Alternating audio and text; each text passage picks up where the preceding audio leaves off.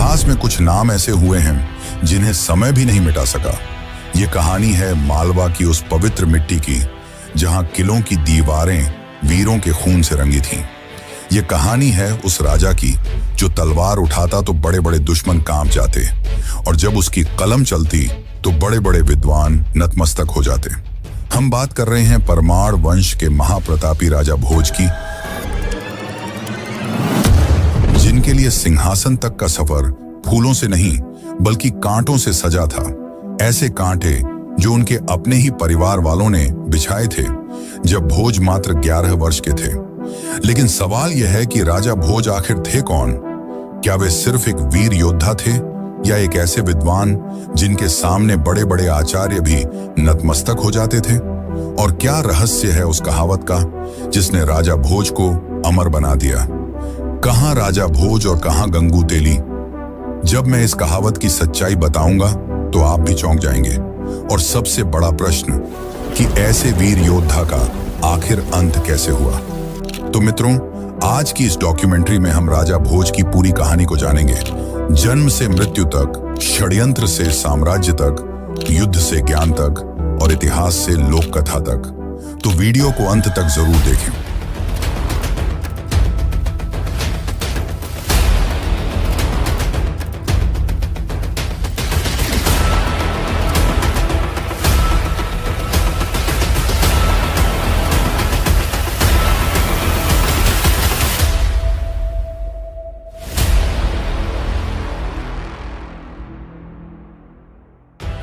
दसवीं शताब्दी का अंत।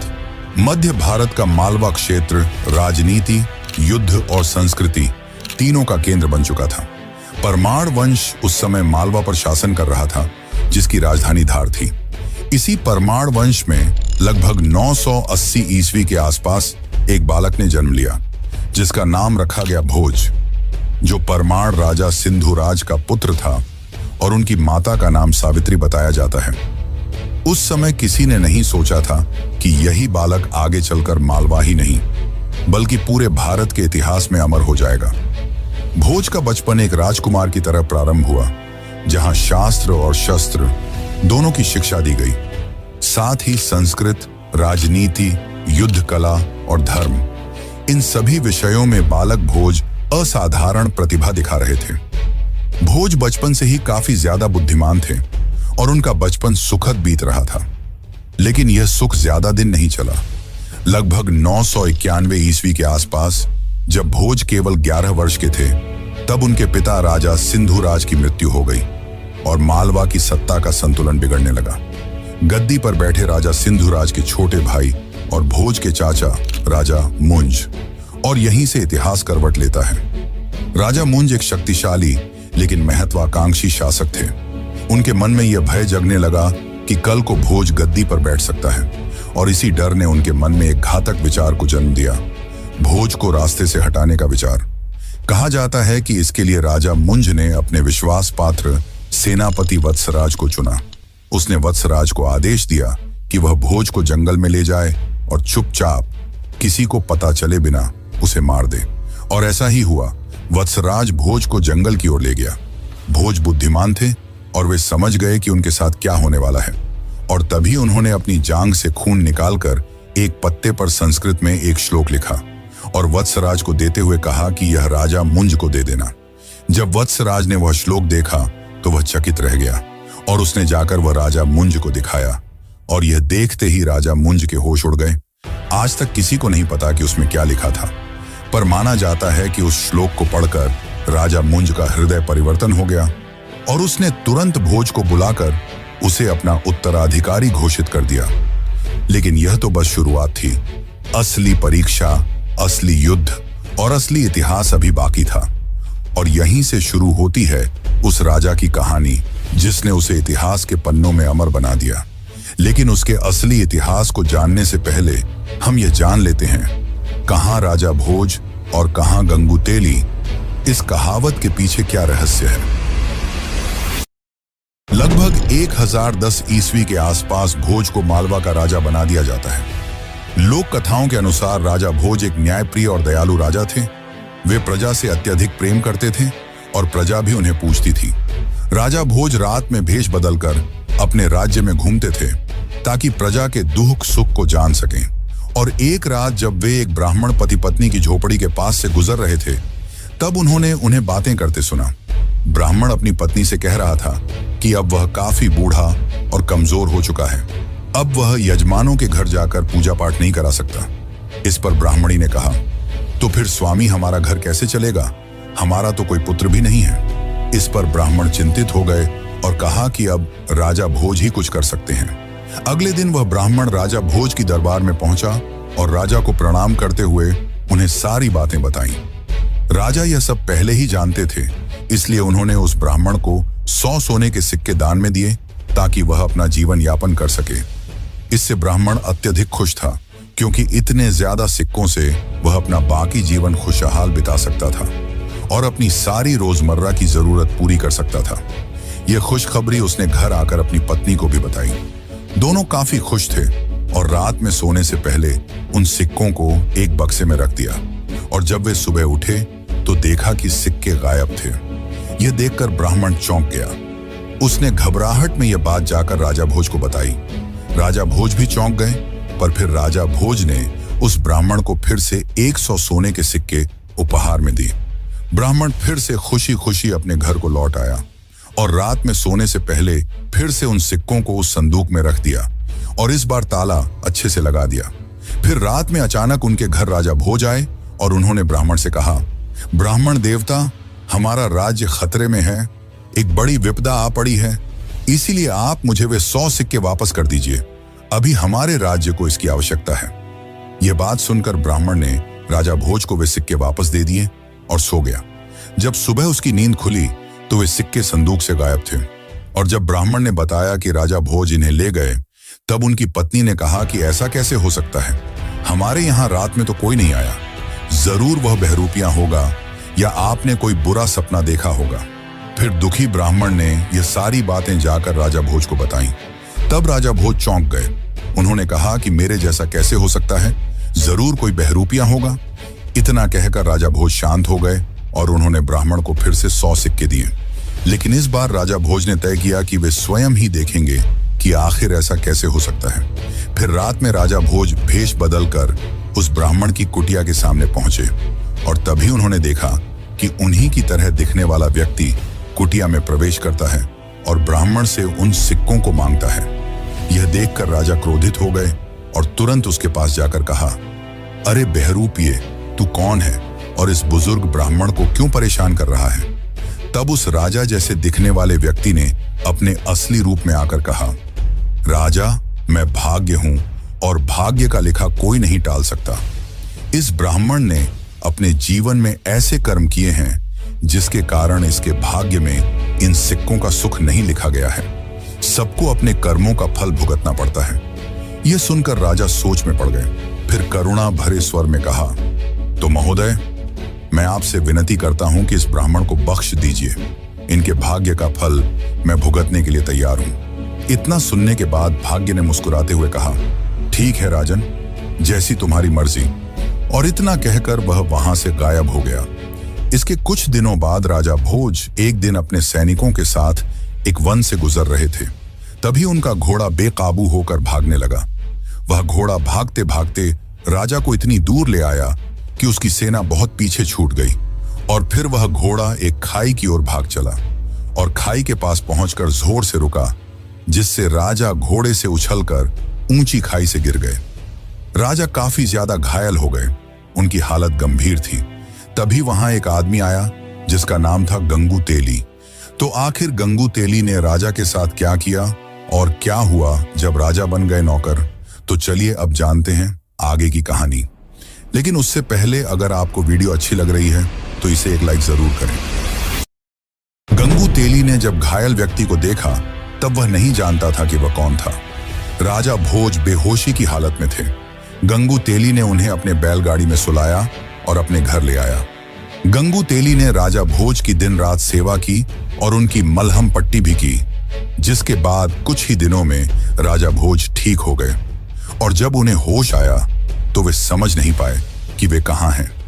उन्होंने अपने सामने जीवनदाता को देखा, पर राजा नहीं जानते थे कि वे किस राज्य में हैं, इसलिए उन्हें लगा कि यह दुश्मनों का राज्य हो सकता है।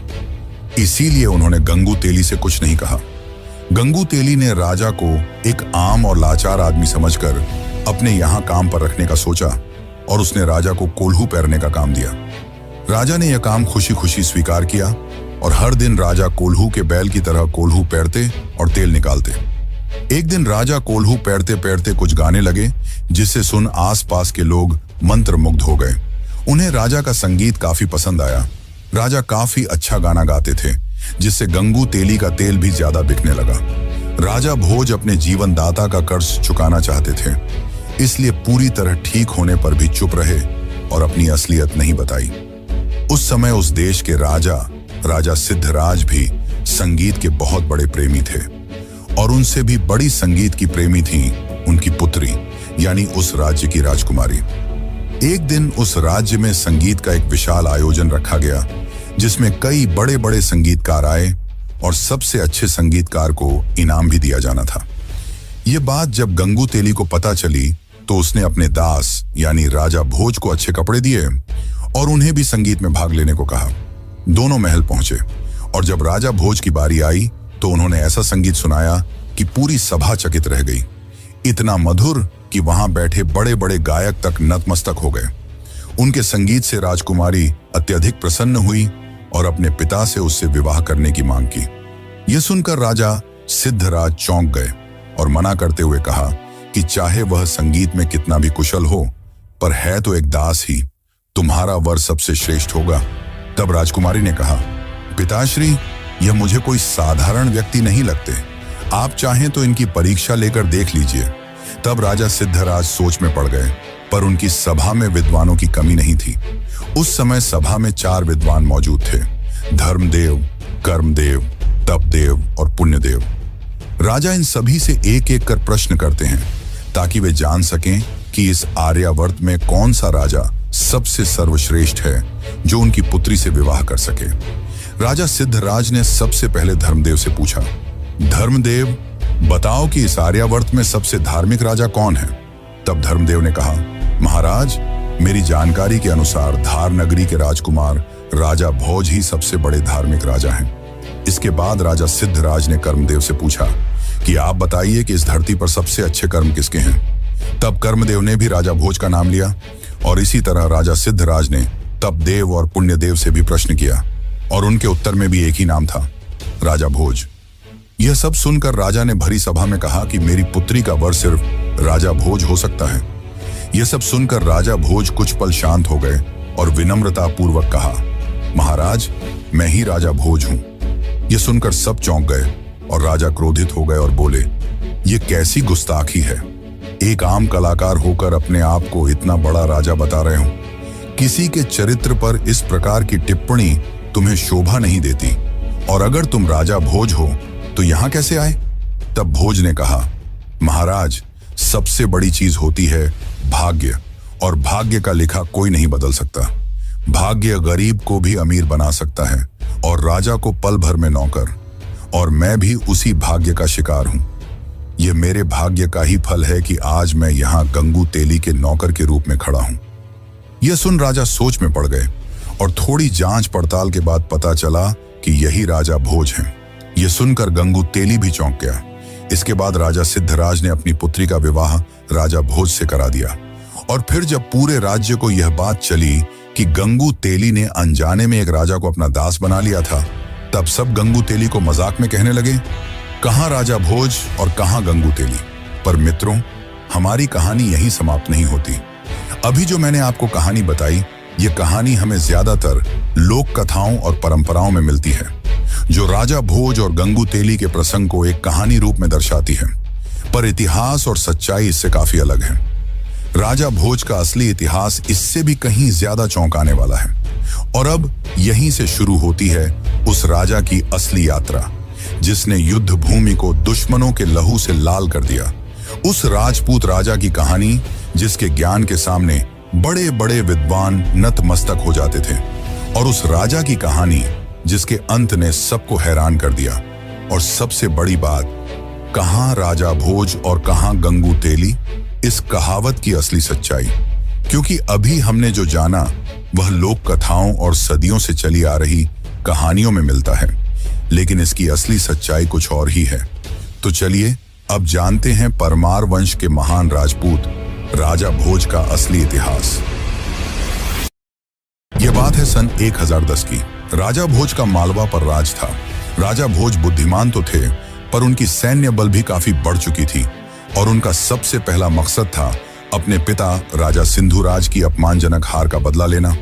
माना जाता है कि राजा भोज के पिता राजा सिंधुराज को चालुक्य वंश से अपमानजनक हार का सामना करना पड़ा था।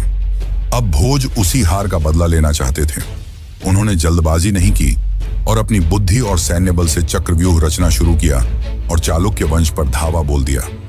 उस समय चालुक्य वंश में राजा जय सिंह राज कर रहे थे। राजा भोज और जय सिंह के बीच लंबे समय तक युद्ध चला। हालांकि भोज उन्हें पूरी तरह हरा तो नहीं पाए, पर अपने बुद्धि बल से उन्हें पीछे हटने पर मजबूर कर दिया और मालवा के साम्राज्य का विस्तार किया। और इसी कालखंड में राजा भोज का सामना कलचुरी वंश से भी हुआ, जिनकी सत्ता त्रिपुरी में थी, यानी आज के मध्य प्रदेश का क्षेत्र। भोज ने अपनी नीतियों से त्रिपुरी के कई क्षेत्रों को अपने राज्य में सम्मिलित कर लिया। माना जाता है कि 1010 से 1030 ईस्वी के बीच का समय राजा भोज के लिए साम्राज्य विस्तार का स्वर्ण काल था। उनके प्रभाव का क्षेत्र मालवा से आगे बढ़कर राजस्थान के कुछ हिस्सों, कोंकण के क्षेत्रों और पश्चिमी भारत तक महसूस किया जाने लगा। यह विस्तार केवल सीधे युद्धों के माध्यम से नहीं हुआ, बल्कि कूटनीति, भय और प्रतिष्ठा तीनों ने इसमें भूमिका निभाई।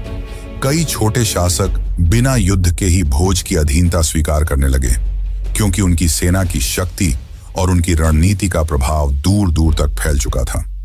उनके अभियानों ने यह स्पष्ट कर दिया कि मालवा अब किसी के अधीन रहने वाला राज्य नहीं था। राजा भोज ने अपने चारों ओर एक ऐसा प्रभामंडल बना लिया था जिसमें मित्र और शत्रु दोनों उन्हें गंभीरता से लेने लगे थे। यही वह दौर था जब राजा भोज का नाम केवल मालवा में नहीं, बल्कि पूरे उत्तर और मध्य भारत में गूंजने लगा। लेकिन फिर 11वीं शताब्दी में भारत की संस्कृति और धर्म पर सीधा वार किया गया, जिसने देश को झकझोर कर रख दिया। साल 1025 ईस्वी जब गजनी का शासक महमूद गजनवी ने गुजरात में सोमनाथ मंदिर को तोड़ा, तो देश में उसका कहर छा गया। उसने न केवल मंदिर को तोड़ा, बल्कि उसे लूटा भी और वहां आए भक्तों को भी मार डाला। इस बात से राजा भोज काफी क्रोधित हुए और माना जाता है कि राजा भोज के साथ कई राजाओं ने वहां गजनी की सेना पर दबाव बनाना शुरू किया, जिसके डर से उसकी सेना सीधे मार्ग के बजाय थार के रेगिस्तानों के कठिन रास्तों से होकर गुजरने लगी।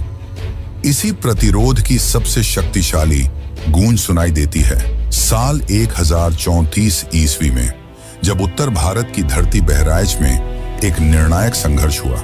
लोक कथाओं और मध्यकालीन ग्रंथों के अनुसार गजनवी सेनापति सालार मसूद, जिसे महमूद गजनवी का भांजा बताया जाता है, एक विशाल सेना के साथ भारत में आगे बढ़ रहा था। इस समय उत्तर भारत में राजा सुहेल देव एक प्रमुख हिंदू शासक के रूप में उभरे, जिन्होंने राजा भोज के साथ मिलकर बहराइच का युद्ध लड़ा। बहराइच का यह युद्ध इतना भयानक बताया जाता है कि इसमें सालार मसूद की सेना पूरी तरह नष्ट हो गई और स्वयं सालार मसूद मारा गया।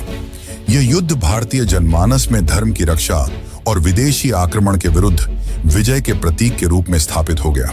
वैसे मित्रों, इतिहास में कई ऐसे राजा हुए जिन्होंने युद्ध भूमि पर अपना परचम लहराया, पर उनमें से बहुत कम ही ऐसे हुए जो युद्ध के साथ साथ एक ज्ञानी और विद्वान शासक रहे। उन्हीं में से एक थे राजा भोज, जिन्होंने न जाने कितनी किताबें लिखी और साथ ही 84 ग्रंथ भी रचे, और उनकी अद्भुत इंजीनियरिंग आज भी लोगों को हैरान कर देती है। तो चलिए अब हम जानते हैं राजा भोज के ज्ञान और उस प्रसिद्ध कहावत की असली सच्चाई।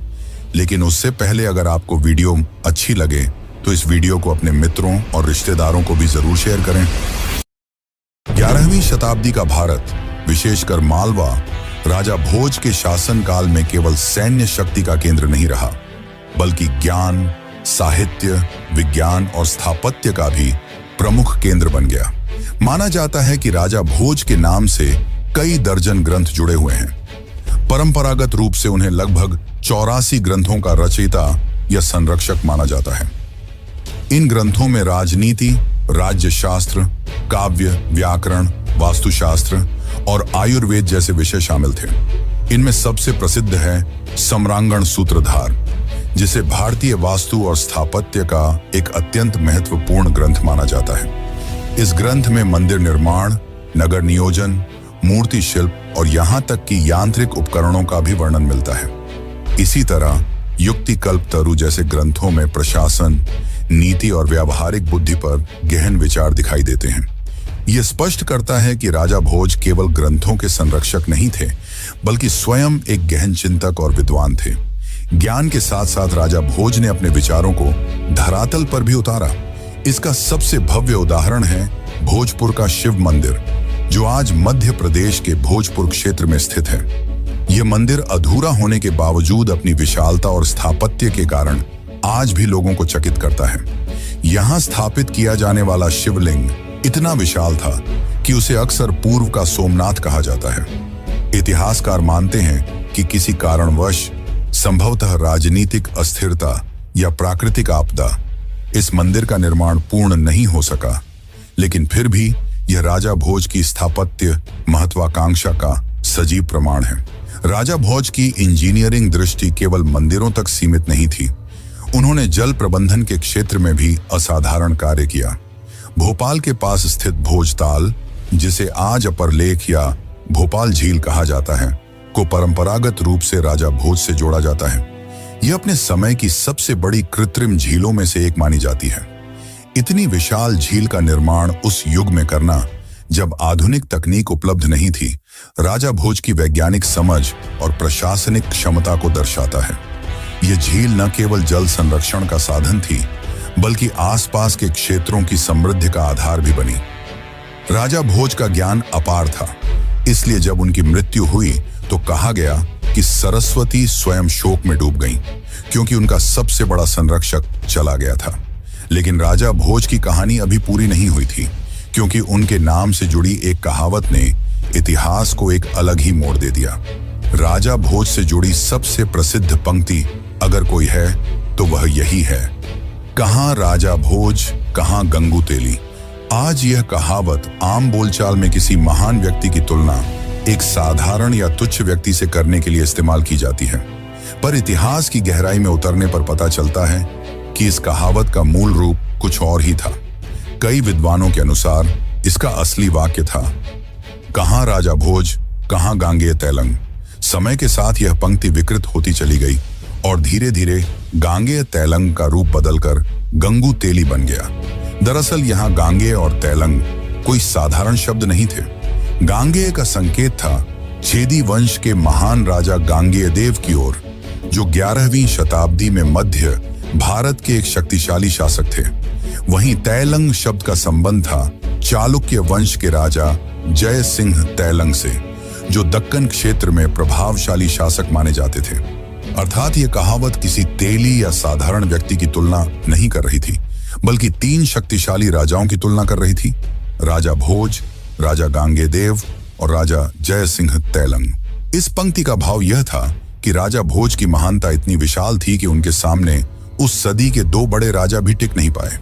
लेकिन समय के साथ जब इतिहास की बारीक समझ आम जनमानस से दूर होती गई, तो गांगेय तैलंग जैसे कठिन नाम सरल उच्चारण में बदलते चले गए और धीरे धीरे गांगेय तैलंग बन गया गंगू तेली। दुर्भाग्यवश इस परिवर्तन के साथ कहावत का मूल अर्थ भी उलट गया और एक महान राजा की तुलना एक तुच्छ छवि से जोड़ दी गई। लेकिन यहां राजा भोज की कहानी समाप्त नहीं होती। उसका आखिरी और अंतिम अध्याय अभी बाकी है। राजा भोज की मृत्यु का अध्याय, कि आखिर उनकी मृत्यु कैसे हुई। तो चलिए अब इसे भी जान लेते हैं। समय चाहे कितना भी शक्तिशाली क्यों ना हो, वह हर युग को अपने साथ बहा ले जाता है। 11वीं शताब्दी के मध्य तक आते आते वह मालवा भी एक ऐसे मोड़ पर खड़ा था जहां शक्ति, राजनीति और थकान तीनों एक साथ टकरा रहे थे। राजा भोज अब युवा योद्धा नहीं रहे थे। वर्षों के युद्ध, प्रशासनिक दबाव और निरंतर संघर्षों ने उनके शरीर और राज्य दोनों पर गहरा प्रभाव डाला था। लेकिन उनकी प्रतिष्ठा अब भी इतनी प्रबल थी कि शत्रु उनसे सीधे टकराने से हिचकिचाते थे। इसी काल में राजा भोज के विरुद्ध एक शक्तिशाली गठबंधन बना। पश्चिम में गुजरात के सोलंकी वंश के राजा भीम प्रथम और पूर्व में छेदी वंश के राजा कर्ण, दोनों ने मिलकर मालवा पर आक्रमण करने की योजना बनाई। यह कोई सामान्य युद्ध नहीं था, बल्कि एक रणनीतिक प्रयास था जिसका उद्देश्य राजा भोज की शक्ति को अंतिम रूप से तोड़ देना था। वृद्धावस्था में भी राजा भोज ने इस चुनौती का सामना किया, लेकिन अब परिस्थितियां पहले जैसी अनुकूल नहीं थीं। दो दिशाओं से हो रहे आक्रमण ने मालवा की सैन्य क्षमता को गंभीर रूप से कमजोर कर दिया। इतिहासकारों के अनुसार इन संघर्षों के दौरान राजा भोज शारीरिक रूप से भी अस्वस्थ रहने लगे। लगातार युद्ध और बीमारी ने उनके शरीर को तोड़ दिया था और अंततः साल 1055 ईस्वी में वह दिन आया जब मालवा का यह महान सम्राट संसार से विदा हो गया। राजा भोज का स्वर्ग आरोहण केवल एक राजा की मृत्यु नहीं थी, बल्कि एक पूरे युग का अंत था। एक ऐसा युग जिसमें तलवार और विद्या साथ साथ चली थी। राजा भोज की मृत्यु का प्रभाव केवल राजनीति तक सीमित नहीं रहा। उनके निधन पर विद्वानों, कवियों और आचार्यों में गहरा शोक फैल गया। कहा जाता है कि उस समय यह वाक्य प्रचलित हुआ, आज सरस्वती निराधार हो गई हैं, अर्थात ज्ञान की देवी ने अपना सबसे बड़ा संरक्षक खो दिया। यह कथन इस बात का प्रतीक था कि राजा भोज केवल सत्ता के संरक्षक नहीं थे, बल्कि ज्ञान, संस्कृति और विद्या के भी सबसे बड़े सहायक थे। राजा भोज के बाद मालवा वैसी स्थिरता और वैसा वैभव फिर कभी प्राप्त नहीं कर सका। उनके नाम से जुड़ी इमारतें, ग्रंथ, कहावतें और कथाएं ही शेष रह गईं। लेकिन शायद यही किसी महान राजा की असली अमरता होती है कि वह अपने जाने के बाद भी इतिहास में जीवित रहता है।